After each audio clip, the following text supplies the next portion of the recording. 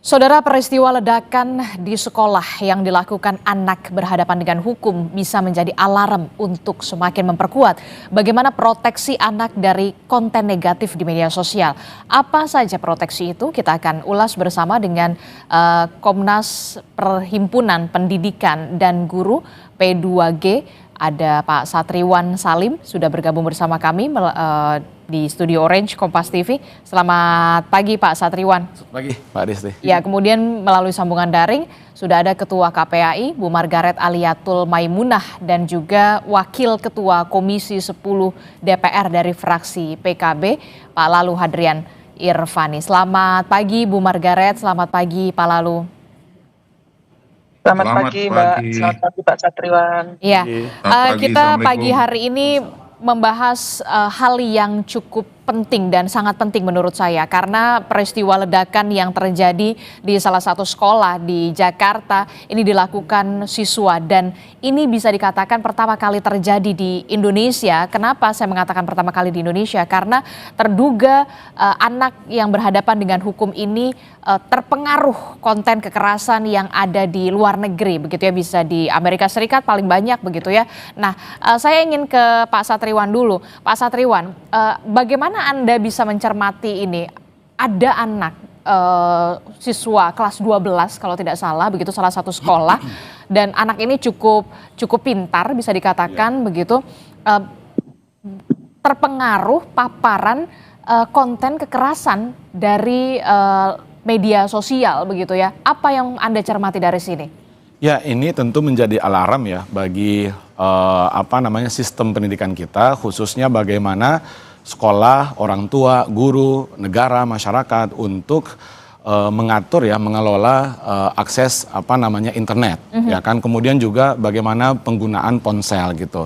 Kita tahu data menunjukkan 1 dari 3 pengguna ponsel di Indonesia adalah usia anak gitu ya.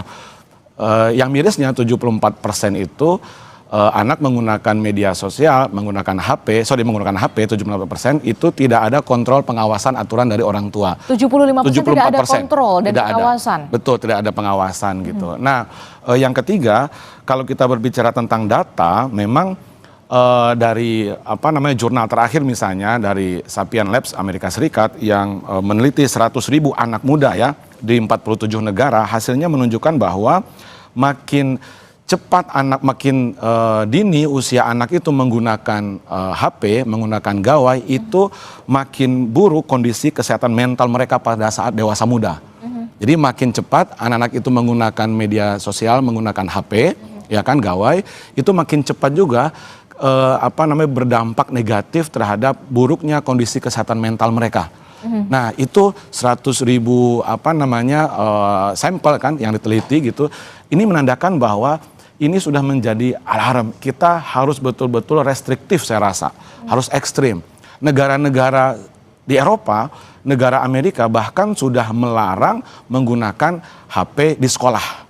Bahkan Swedia itu sudah paper based lagi. Balik lagi ke zaman dulu, betul, paper based lagi. Betul, karena ada dampak-dampak negatif dari penggunaan ponsel.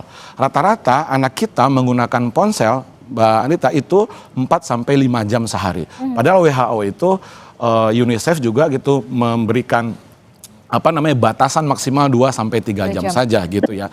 Australia itu lebih ekstrim, bahkan ada undang-undang di Australia yang baru disahkan, yaitu anak di usia di bawah 16 tahun itu dilarang menggunakan media sosial.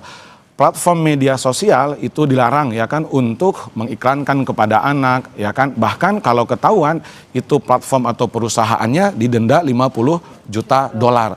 Nah, di kita regulasi tentang pengelolaan bahkan pembatasan terhadap gawai, terhadap media sosial itu belum setegas dan sejelas dari negara-negara Eropa atau Amerika dan Australia tadi gitu. Di sekolah sekarang anak bebas menggunakan gawai, bahkan kita lagi ngomong, lagi menjelaskan gitu ya, kalau gurunya tidak membuat aturan yang jelas, itu murid biasa aja sambil TikTokan gitu kan, sambil bermedia sosial. Bahkan kemarin ujian TKA anak-anak sambil live TikTok gitu, itu kan jelas melanggar aturan gitu. Nah, kita sangat permisif sekarang terhadap gawai di sekolah itu. Tapi kan kalau kita lihat ya, kalau Anda tadi mengatakan di luar begitu, di Eropa, kemudian di Australia, bahkan balik lagi ke paper based. Tapi kemudian apa yang terjadi di Indonesia, justru di Indonesia pembelajaran kita sekarang sudah mulai digitalisasi semuanya.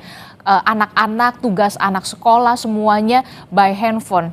Harus punya tablet, harus punya laptop begitu. Apa yang perlu dirubah ataukah memang sedemikian sedemikian harus dirubahkah secepat ini begitu ya untuk jangan sampai peristiwa ini terjadi lagi, sampai menurut Anda perlu ada pelarangan anak menggunakan media sosial, anak di bawah umur, di bawah 16 tahun? Iya, saya pikir itu kalau mau meniru Australia betul ya, melarang di bawah 16 tahun. Tetapi setidaknya harus ada regulasi yang tegas dari pemerintah pusat gitu ya, berlaku nasional gitu. Yang satu, membatasi anak menggunakan gawai di sekolah. Padahal sumber belajar itu tidak hanya digital. Sumber belajar itu sangat variatif sekali. Bisa yang sifatnya sosial, bisa yang sifatnya lingkungan sekolah, lingkungan sekitar masyarakat gitu. Justru anak-anak kita interaksi sosialnya sekarang berkurang. Kemudian etika sosialnya, pubbing, kita tahu kan ya, orang ngomong tapi matanya ke HP gitu kan. Nah, etika gitu. Jadi saya pikir pendidikan justru jangan berkontribusi untuk membentuk anak-anak kita yang tidak berkarakter gara-gara bermedia sosial yang tidak terbatas dan menggunakan HP yang tidak terbatas. Oke, saya ke Pak Lalu, mungkinkah kemudian DPR juga mendorong adanya pengawasan ataupun perubahan regulasi terkait dengan juga pendidikan kita begitu di Indonesia yang saat ini kita tahu sistem pendidikan kita semuanya digital begitu. Anak-anak tugasnya dari handphone, dari tablet, bahkan dari laptop begitu ya. Dengan adanya kasus ini balik lagi kita bisa mencontoh negara luar begitu, tadi Anda sebutkan negara Eropa begitu Pak Satriwan, bahkan Australia melarang anak di bawah umur, anak di bawah 16 tahun untuk menggunakan media sosial, memiliki akun media sosial. Bagaimana kemudian DPR bisa melakukan fungsi pengawasan termasuk juga adanya perubahan regulasi ini? Baik, jadi pertama kami di Komisi 10 DPR RI menyampaikan bahwa hal ini merupakan kejadian yang seharusnya tidak terjadi. Di tengah gencarnya Kementerian Pendidikan Dasar dan Menengah mengeluarkan program-program, regulasi-regulasi untuk mencegah kekerasan ataupun tindak-tindak pidana yang ada di sekolah-sekolah. Yang kedua, kami ingin sampaikan bahwa pemerintah harus segera mengeluarkan regulasi terkait dengan pembatasan-pembatasan khusus bagi konten-konten media sosial yang negatif. Nah, bagaimana kita mengetahui bahwa konten sosial di media sosial yang negatif? Ya tentu harus ada komunikasi lintas kementerian. Tidak bisa hanya Kementerian Pendidikan Dasar Menengah saja, karena memang regulasi itu ada di Komdigi. Kemudian peran dari DPR dalam mengawasi program-program maupun aturan-aturan yang hari ini sudah berlaku, itu menjadi keharusan kami. Dan kami tentu dengan kejadian seperti ini harus lebih aktif lagi. Data-data yang ada dari KPAI juga harus menjadi rujukan bagi kementerian baik pendidikan dasar menengah maupun Komdigi. Nah, di beberapa negara seperti yang dicontohkan oleh Mas Satriwan tadi, bahwa itu juga bisa dijadikan sebagai studi banding, sebagai komparasi dalam membuat regulasi. Kondisi kita hari ini sungguh sangat darurat karena tidak selayaknya pendidikan kita dibumbui dengan kekerasan-kekerasan, apalagi tindak pidana. Sampai dengan membuat bom ini kan sungguh luar biasa ini. Nah, ini yang baru ketahuan. Belum lagi yang kira-kira nanti ke depan, yang hari ini memiliki niatan yang sama dengan terduga pelaku ini.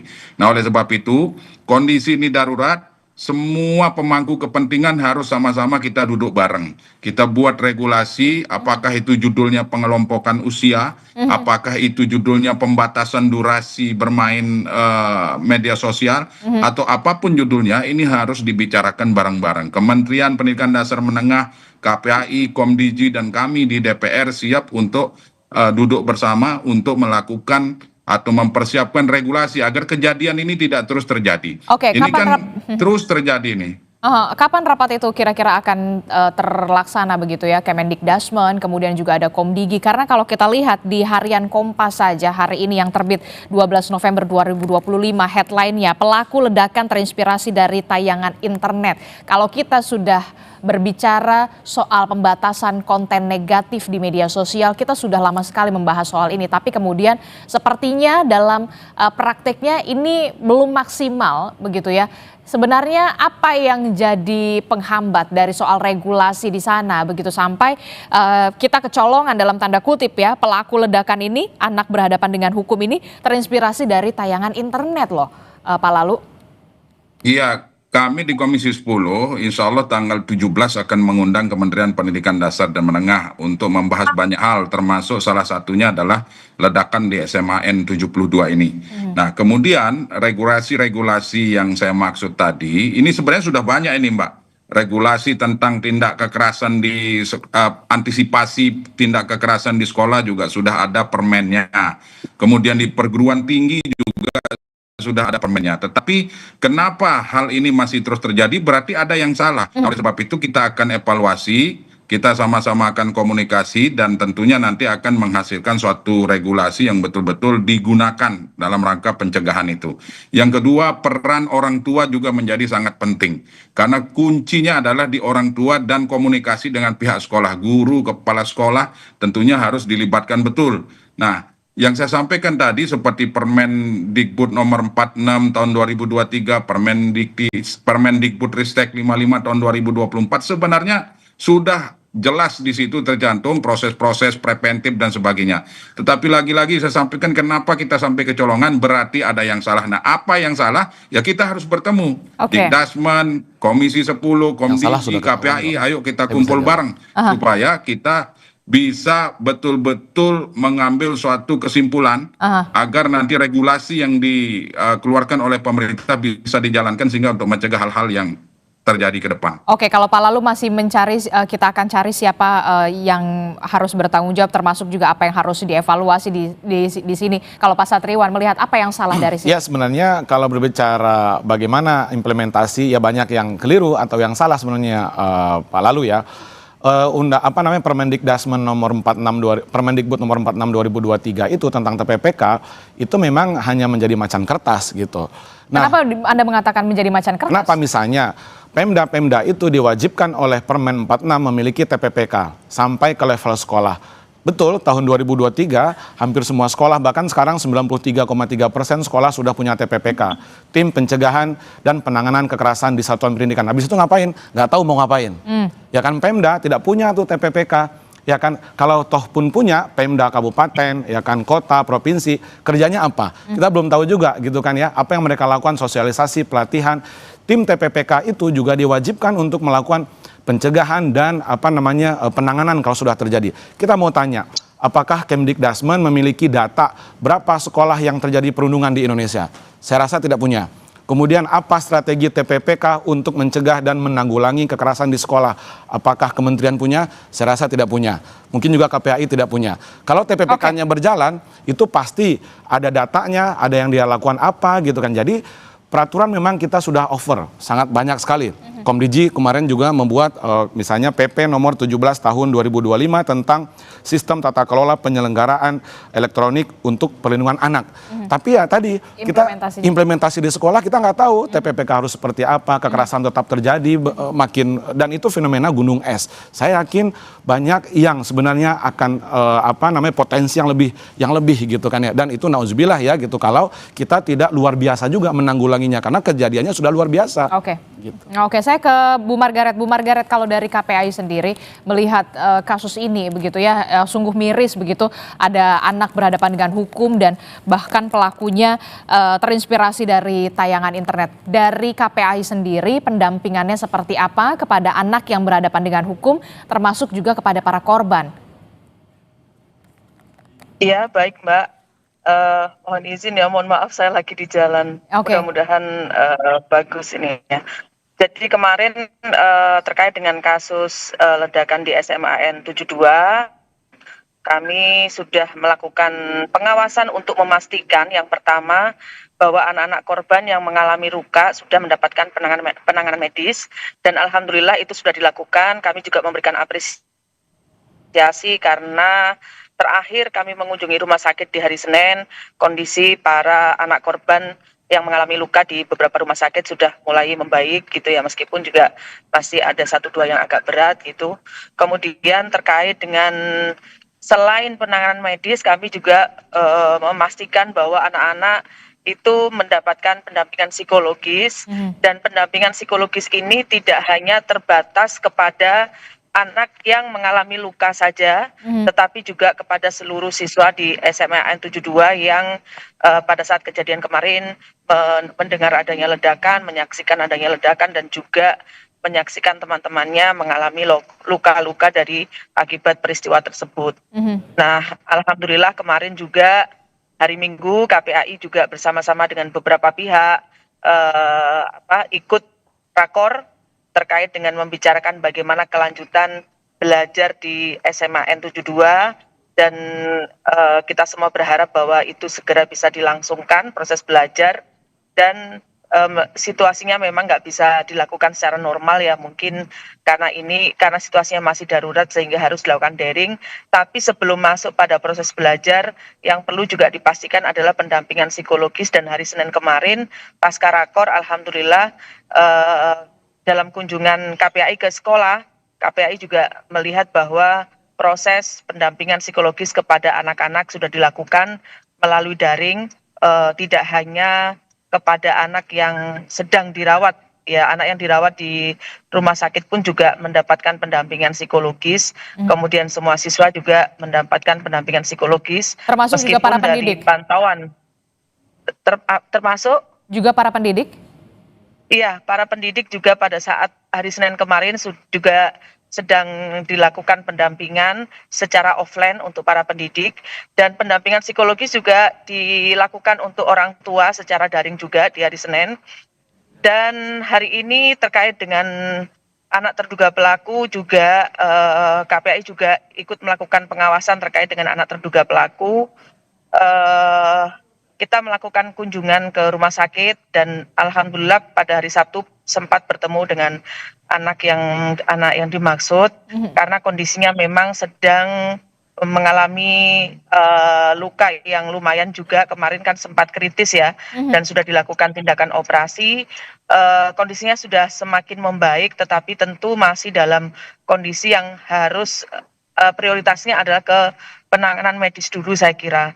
Tetapi tentu kepada anak tersebut juga perlu dilakukan pendampingan psikologis untuk selanjutnya bisa dilakukan pendalaman terkait dan karena karena masih dalam usia anak tentu seluruh proses harus mengacu pada peraturan perundang-undangan yang ada, yaitu Undang-Undang Perlindungan Anak, terkhusus Undang-Undang Nomor 11 Tahun 2012 tentang Sistem Peradilan Pidana Anak. Itu, Mbak. Oke, termasuk juga karena memang penanganan medis ini yang sedang diutamakan dulu, diprioritaskan kepada anak yang berhadapan dengan hukum saat ini sekarang.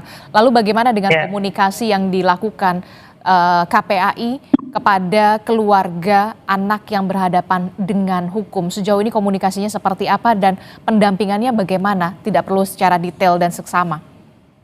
Ya, kebetulan pada saat KPAI mengunjungi visit ke rumah sakit, kami tidak bertemu dengan keluarga yang bersangkutan dan sampai hari ini KPAI belum juga melakukan secara khusus karena kami kemarin berpikir mungkin itu masih menjadi ranahnya para penyidik untuk melakukan upaya-upaya pendalaman. Kami menghindari terlalu banyak pihak-pihak masuk, kami memberikan ruang terlebih dahulu dan kami memang belum bertemu dengan orang tua ABH. Oke, Bu Margaret ini kan kalau kita lihat ya kan pelaku ini anak yang berhadapan dengan hukum ini terinspirasi dari tayangan internet. Bagaimana KPAI sendiri memandang sekrusial itukah kemudian sudah mengkhawatirkan saat ini kondisinya terkait dengan konten-konten negatif ataupun konten-konten kekerasan yang sudah memapar atau anak-anak sudah terpapar ini, salah satunya ya ini yang anak berhadapan dengan hukum ini tadi? Anak berhadapan dengan hukum memang dari beberapa hasil apa namanya KPAI ketika melakukan pengawasan, termasuk ketika mendengarkan hasil konferensi pers dari penyidik ya, beberapa narasumber kemarin gitu. Anak berhadapan dengan hukum ini memang menyukai konten-konten yang berbau kekerasan gitu. Dan kemudian yang bersangkutan itu juga kemudian mengakses beberapa konten yang berisi peristiwa-peristiwa yang bermuatan kekerasan dari beberapa peristiwa di luar negeri, yang itu kemudian menjadi inspirasinya dia kemudian melakukan kejadian dan aksi seperti pada hari Jumat kemarin. Nah, memang kalau kita bicara konten negatif, saya kira memang konten negatif ini sangat berbahaya sekali ya, ketika anak mengakses konten tanpa ada pendampingan dari orang tua atau orang dewasa yang ada di sekitarnya untuk menjadi support, mengarahkan kepada dia apakah ini tontonan ya atau konten yang boleh ditiru atau konten yang tidak boleh ditiru, kira-kira begitu. Jadi dari sisi keberadaan kontennya yang bermuatan negatif ini sudah berbahaya. Ditambah dengan ketika anak mengakses tidak ada orang di sekitarnya yang menjadi guidance atau yang mengarahkan kepada anak-anak yang mengakses konten ini. Konten bermuatan negatif tentu tidak hanya yang berbau kekerasan ya Mbak, tetapi juga ada konten karena bermuatan pornografi, karena bermuatan judi misalnya, atau berisi perilaku-perilaku negatif yang dapat menjadi contoh anak untuk mengikuti perilaku tersebut. Oke, Anda masuk yang setuju atau tidak adanya pembatasan, tidak hanya soal pembatasan konten kekerasan di media sosial, tapi juga pembatasan bagaimana anak di bawah umur tidak boleh memiliki akun media sosial, supaya jangan sampai banyak sekali anak-anak yang nantinya yang terpapar konten dari kekerasan ini? Tingginya sebenarnya adalah bagaimana kita melakukan proteksi kepada anak-anak dari pengaruh negatif, dalam hal ini berarti konten-konten negatif. Tidak hanya terbatas pada kekerasan ya, tapi kepada semua konten yang tadi yang memang berisi muatan negatif seperti yang tadi saya sampaikan. Saya setuju ada upaya proteksi. Sebenarnya juga PP Tunas itu sudah ada mengatur di situ. Tetapi betul yang tadi disampaikan oleh Pak Satriawan, kemudian juga Pak Lalu gitu ya. Problemnya ini sebenarnya sebagian itu kan sudah ada regulasi, tetapi prakteknya ini yang kemudian menjadi kenapa masih bocor. Nah, misalnya di dalam PP Tunas ya kan ada bahwa anak usia di bawah 13 tahun dia harus dengan persetujuan orang tua. Nah, ketika disampaikan seperti itu di dalam aturan, ini yang kemudian sangat longgar, karena harus persetujuan orang tua. Iya, tapi kan kita bisa mengawasi? Bagaimana kita bisa mengawasi kalau itu sudah mendapatkan persetujuan orang tua? Misalkan seperti itu. Ini beberapa yang mesti menjadi pemikiran kita ya, Mbak. Tapi bahwa untuk tujuan proteksi anak-anak dari konten negatif, tentu kita setuju dilakukan upaya-upaya yang itu memang dimaksudkan untuk melindungi anak. Oke, perlu ada proteksi memang dari lingkup paling terkecil adalah keluarga. Tapi kemudian faktanya kita melihat banyak sekali keluarga yang belum concern soal itu, begitu soal gadget begitu ya, bukan hanya soal konten kekerasan. Betul. Banyak sekali sekarang speech delay mulai bermunculan begitu ya, karena memang anak kecil sudah dikasih gawai supaya dia diam, supaya orang tuanya juga kemudian bisa beraktivitas begitu. Apa peran yang harus dilakukan segera oleh orang tua dari lingkup terkecil begitu ya, jangan sampai kemudian anak terlalu mendapatkan hal konten-konten negatif ini dari media sosial. Peran dari keluarga sendiri, padahal kita tahu keluarga orang tuanya juga lagi sibuk bekerja juga. Ya, itu yang saya maksudkan Mbak. Jadi kan bagaimana kita bisa memastikan bahwa orang tua memberikan persetujuan, melakukan pendampingan, atau setidaknya orang tua paham isi dari PP Tunas ini, misalnya begitu. Termasuk ketika akses terhadap game online ya Mbak. itu kan memang sudah ada aturan, misalnya game online ini diperuntukkan usia sekian. Tetapi kemudian siapa yang bisa memastikan bahwa anak mengakses game online itu sesuai usianya? Hmm. Kalau lagi-lagi kemudian itu dikembalikan kepada orang tua nih, terkait dengan pengawasannya, saya kira tentu banyak sekali orang tua yang tidak mampu melakukan itu. Dan terkendalanya kan banyak, bisa jadi karena tidak mengetahui regulasi terkait, kemudian atau sebenarnya mengetahui tapi nggak punya waktu, kan begitu. Jadi macam-macam gitu ya. Nah, inilah yang kemudian saya kira menjadi hal yang mesti kita pikirkan. Kalau kemudian ini tidak memungkinkan, apa berarti butuh peran pemerintah dong untuk lebih ketat lagi terkait dengan aturan, misalnya pembatasan tadi itu gitu ya. Sepanjang itu untuk upaya proteksi, KPAI setuju pasti, Mbak. Oke, butuh peran pemerintah yang lebih ketat lagi, Pak Lalu. Kalau dilihat tadi Pak Satriwan mengatakan sebenarnya aturannya sudah banyak sekali begitu ya soal mengatur soal ini, tapi kemudian implementasinya, praktiknya di lapangan, kita masih kebobolan. Ya, memang ini tantangan tersendiri ya di balik derasnya kemajuan ilmu pengetahuan dan teknologi. Nah, oleh sebab itu kerjasama semua pihak, baik lintas kementerian, orang tua dengan sekolah dalam rangka proteksi seperti yang disampaikan oleh Mbak Margaret tadi, saya sangat setuju bahwa hari ini kita dihadapkan dengan kemajuan teknologi yang begitu pesat. Konten-konten di media sosial juga tidak hanya yang negatif, banyak juga konten-konten di media sosial yang edukatif.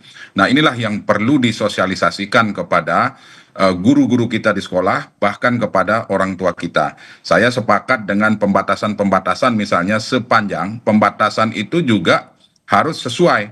Ya, artinya konten-konten itu juga pemerintah harus memiliki listing mana konten negatif, mana konten-konten yang kira-kira bisa memberikan dampak edukatif atau dampak positif terhadap perkembangan para pelajar kita. Hari ini Presiden Prabowo Subianto sudah mengeluarkan impres tentang digitalisasi pembelajaran. Nah, itu salah satu upaya dalam rangka mengarahkan pelajar-pelajar kita bahwa penggunaan media sosial atau ilmu pengetahuan dan teknologi atau kemajuan teknologi ini betul-betul harus bisa dikembangkan ke arah positif. Literasi digital juga menjadi hal yang sangat penting yang harus dilakukan dengan kondisi hari ini. Sosialisasi masif tentang peraturan-peraturan yang sudah keluar, kalau misalnya peraturan sebelumnya dianggap masih lemah, ya kami mendorong Kementerian Pendidikan Dasar dan Menengah dari kejadian-kejadian yang sudah ada hari ini yang terus bermunculan ini untuk memperbaiki peraturan-peraturan tersebut agar betul-betul dilaksanakan dan diterapkan di sekolah-sekolah. Nah, oleh sebab itu ini juga tidak bisa, lagi-lagi saya sampaikan, tidak bisa merupakan kerja sendiri dari Kemdikbudristek. Semua pihak termasuk kami di DPR RI juga akan melakukan controlling atau pengawasan yang lebih ketat, termasuk teman-teman di anggota DPRD kabupaten kota maupun provinsi harus sama-sama membantu pemerintah daerah, dalam hal ini Dinas Pendidikan dan seluruh stakeholder dan pemangku kebijakan di bidang pendidikan baik di daerah maupun di pusat. Oke, Seperti kita itu, akan Mbak. tunggu bagaimana win-win solutionnya Kemendikbudristek, kemudian juga dari DPR, termasuk juga dari Komdigi, jangan sampai kemudian ini jadi seperti gunung es begitu ya. Saya terakhir ke Pak Satriwan. Pak Satriwan, menurut Anda 3 poin krusial yang harus segera dibenahi, jangan sampai ini terjadi lagi. Yang pertama adalah saya tetap concern ya kepada faktor penyebab. Memang faktor penyebab tidak hanya persoalan akses digital atau smartphone atau media sosial, juga termasuk bagaimana interaksi sosial anak. Ada bully itu kan ada kira-kira ada 4 jenis ya. Ada bully yang sifatnya verbal, ada yang sifatnya fisik, ada yang sifatnya bully sosial, dan ada yang sifatnya cyber. Nah, yang bully sosial ini banyak juga terjadi di sekolah-sekolah kita yang anak dikucilkan. Kalau kita lihat kasus yang 72 ini ada dugaan ke sana kan gitu, dikucilkan. Dia dari keterangan kepolisian dikatakan bahwa anak ini tidak ada tempat bercerita katanya di rumah maupun di sekolah. Artinya di sekolah berarti ada dugaan gitu ya, lingkungan sekolah belum memberikan ruang yang nyaman, yang aman bagi murid-murid kita. Itu yang pertama. Nah, yang kedua, guru-guru saya rasa dan orang tua pasti gitu ya, harus memiliki keterampilan di dalam pencegahan dan penanganan kekerasan. Ya kan, jangan sampai tim pencegahan dan penanganan kekerasan di satuan pendidikan itu hanya sekedar nama label di sekolah, tapi dia nggak tahu kerjanya mau ngapain.